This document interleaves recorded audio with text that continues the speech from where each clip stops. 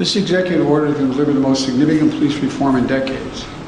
It applies directly under law to only 100,000 federal law enforcement officers, all the federal law enforcement officers. And though federal incentives and best practices that are attached to it, we expect the order to have significant impact on state and local law enforcement agencies as well. Here are the key parts. First, the executive order promotes accountability. It creates a new national law enforcement accountability database to track records of misconduct so that an officer can't hide the misconduct. It strengthens the pattern and practice investigation to address systematic misconduct in some departments. It mandates all federal agents wear and activate body cameras while on patrol.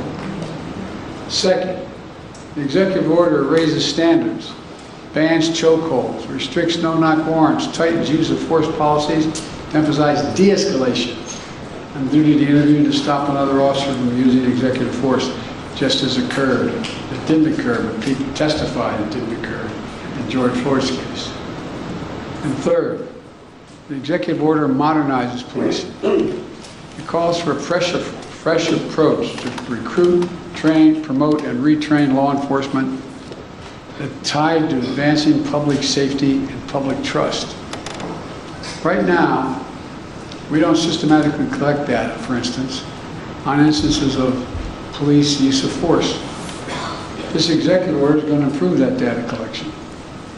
There's a lot more as well. The bottom line, the executive order includes reforms that have long been talked about or are finally implemented at the federal level. And it comes at a critical time. By building trust, we can strengthen public safety, and we can more effectively fight crime in our communities.